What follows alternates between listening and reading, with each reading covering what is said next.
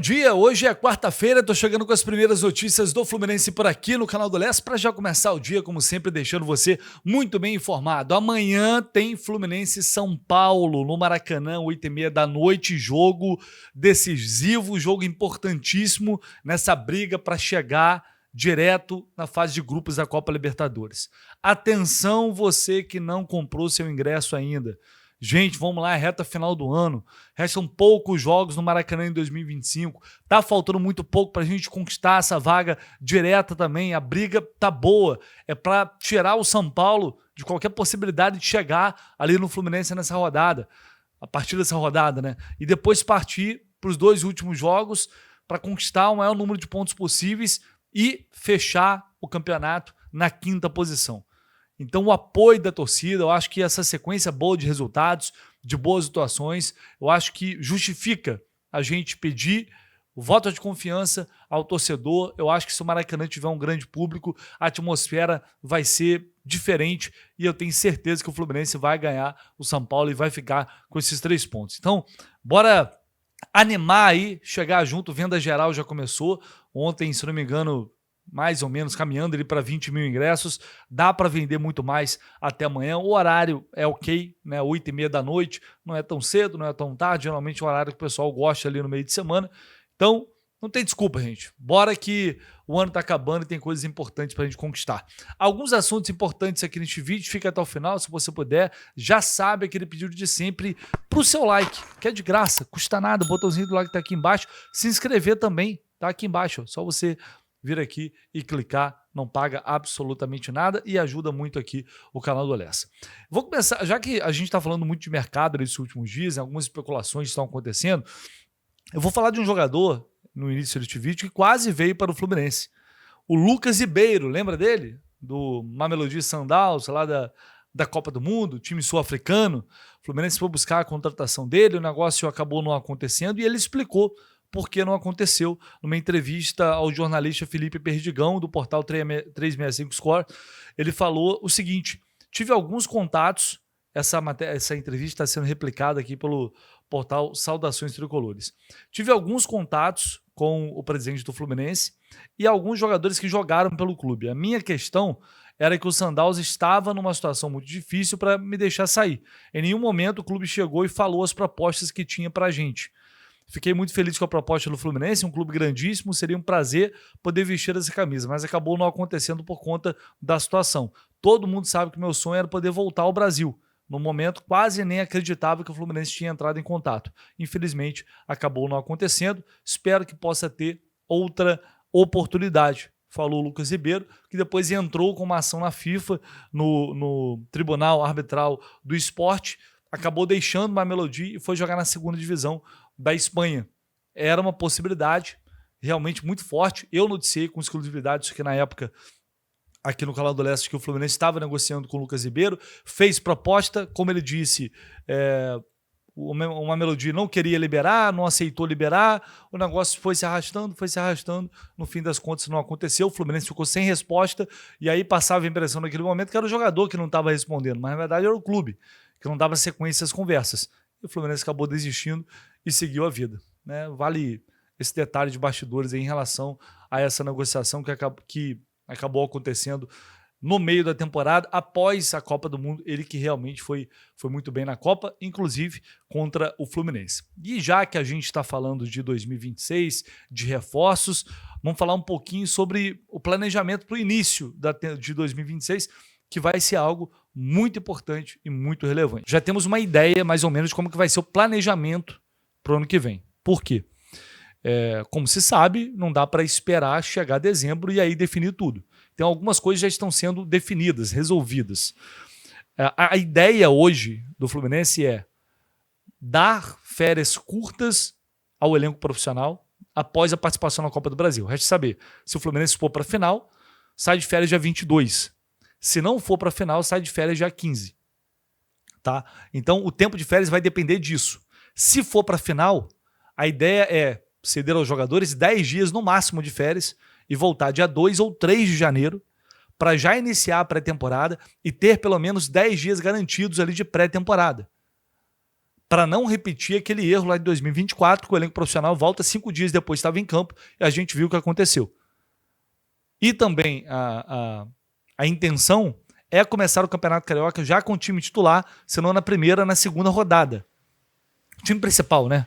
O time titular não dá para saber mais, o time principal. Por quê? Dessa forma, conseguiria controlar a situação no estadual para se classificar para o mata-mata e, ao mesmo tempo, ganhar ritmo e preparação para a estreia no Campeonato Carioca, no Campeonato Brasileiro, no final do mês. Então, tudo isso está sendo levado em consideração. Mas como fazer isso em relação a férias? Bom, a gente tem a parada para a Copa do Mundo, a pausa para a Copa do Mundo. Serão mais de 30 dias de paralisação. Então, o clube poderia compensar isso lá no meio do ano que vem, na parada para a Copa do Mundo. Ah, mas dá para fazer isso de acordo com a lei? Dá. Se houver acordo, dá para dividir em até 3 períodos ali. Havendo acordo, e haverá, acho que vai todo mundo entender a necessidade disso. Eu acho particularmente muito pouco tempo, né, de férias para o grupo dessa forma. Eu realmente acho muito pouco. Ontem até o Wilson Forte lá do Central Fluminense tinha falado sobre a intenção de já iniciar o Campeonato Carioca com o time principal. Isso eu entendo. A parte talvez negativa ali que tira o espaço da gente ver alguns jovens nesse início de temporada, mas também convenhamos, não adianta colocar 2, 3 jogos, os moleques jogarem depois não ter espaço, não resolve nada também. Então eu acho que é interessante. 10 dias de pré-temporada é o mínimo do mínimo. Mínimo do mínimo do mínimo.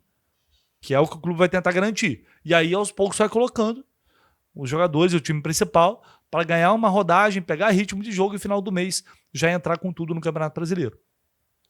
Ou seja, um período muito curto, dá para dizer que é uma super folga que os jogadores vão ter caso cheguem à final. Agora, se chegar à final e ganhar o título, amigo, aí vai mais que valer a pena, né? Depois vai ajustando aqui, ajustando ali, mas enfim, não tem muita margem, essa loucura de calendário, com Copa do Mundo, pressionando ainda mais, não tem para onde correr. É dessa forma que o Fluminense está planejando neste momento. As coisas podem mudar, sempre podem mudar, mas essa é uma ideia do que a gente vai ter já para o início da próxima temporada.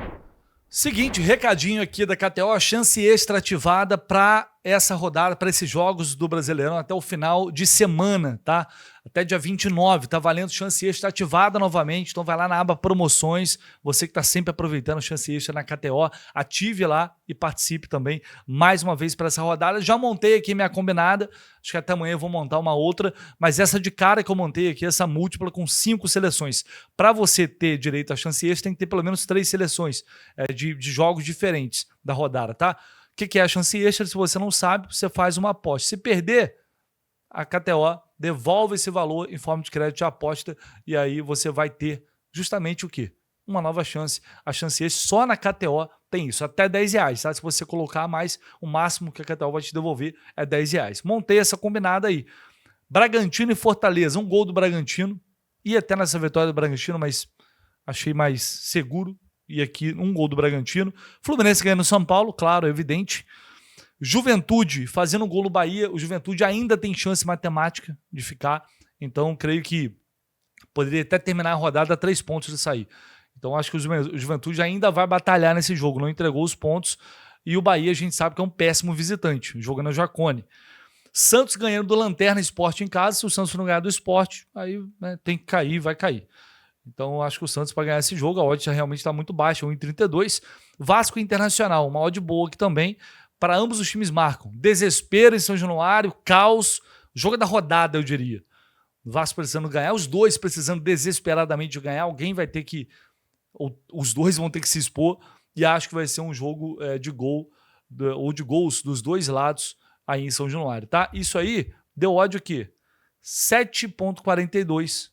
Então você vai lá, coloca R$10, você vai ter um retorno de R$74. Se perder, a chance extra ativada, tá vendo ali? Ó? Eu vou poder novamente ter esses R$10 para apostar na próxima rodada, tá?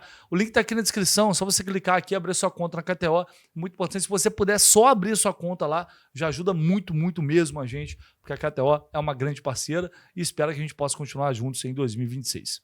Bom, agora eu vou falar de um assunto aqui que não diz respeito ao Fluminense diretamente. Eu vou falar de uma situação no Botafogo. E aí você talvez vai me questionar e falar, Lécio, o que a gente tem a ver com isso? Eu vou chegar lá, vou explicar o que a gente tem a ver com isso. Nem vou me aprofundar tanto nos detalhes, não, mas é mais um alerta que a gente está tendo em relação a SAFs que estão em andamento, que estão trazendo uma série de problemas, debates, polêmicas aos clubes. Já aconteceu com o Vasco, o Associativo acabou conseguindo retomar o controle da SAF, e agora está aí, ninguém sabe para onde vai, se vai ser vendido, se não vai ser vendido novamente, e agora é a vez do Botafogo. A gente sabe que o Botafogo, através do Textor, a SAF do Botafogo, está em apuros, parece que o castelo de cartas do Textor está ruindo, e o clube social resolveu entrar com uma ação judicial pedindo ressarcimento de 155 milhões e um interventor na briga entre SAF e a Eagle. A Eagle é o grupo multiclubes que o Textor administrava, eles romperam depois da situação do Lyon lá na França, e agora há uma briga entre a SAF, ou seja, do John Textor e a Eagle. O John Textor fala que o Lyon deve, ou a Eagle deve ao Botafogo. Eles dizem que o Botafogo está devendo ao Lyon, que o Botafogo deve 800 milhões, mas o Lyon pegou mais de 500 milhões emprestado do Botafogo. O Textor é acusado de desviar, inclusive, dinheiro dessas operações para mandar para outros lugares. Enfim, uma confusão absurda. Eu não vou, como eu disse, entrar aqui nos detalhes, mas só uma coisa chama atenção, que eu vou destacar aqui para vocês. A crise entre, como diz aqui a matéria do GE, entre o Botafogo e Eagle, diz aqui a matéria, a crise entre o Botafogo e a Eagle Futebol, empresa do John Textor e detentora de 90% da SAF alvinegra, ganhou um novo capítulo. O clube associativo entrou com essa ação na justiça e nessa ação o Botafogo solicita também a nomeação de um interventor judicial para a administração da SAF e a proibição de venda de ativos, incluindo jogadores, enquanto durar o processo. O clube quer ainda impedir a distribuição de lucros à Eagle até que seja apresentado um plano de regularização das dívidas e esclarecidos os indícios de gestão temerária e irresponsável por parte do sócio. O Lyon quase foi rebaixado na França justamente por essa questão de gestão temerária.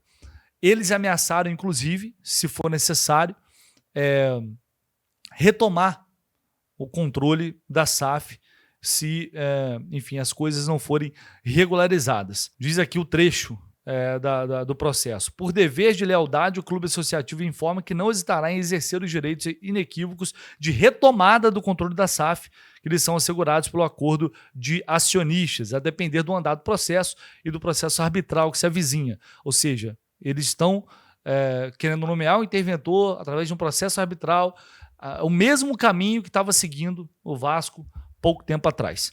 E aí, inclusive teve o Montenegro que está reaparecendo na política do Botafogo, dizendo que o Textor tentou mandar jogadores do Botafogo para o Derby County, que é um time que ele está querendo comprar lá na Inglaterra. Ele já está há um tempo atrás de um outro clube para comprar, em meio a todas essas polêmicas e todos esses problemas.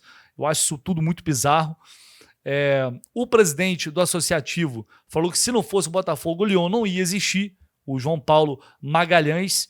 E ele gosta do Textor, tá? Eles sempre tiveram uma relação muito boa. Inclusive, isso pegou de surpresa o Textor, a SAF, enfim. Eles não esperavam essa ação. Mas ele diz aqui que se alguma coisa não for feita, a SAF daqui a pouco não vai conseguir sustentar os seus compromissos. E aí, depois, a SAF divulgou uma nota imensa aqui, rebatendo todas as acusações, todos os problemas. Enfim, o bicho está pegando fogo no parquinho, ou fogo no foguinho, se você quiser. A coisa tá feia por lá.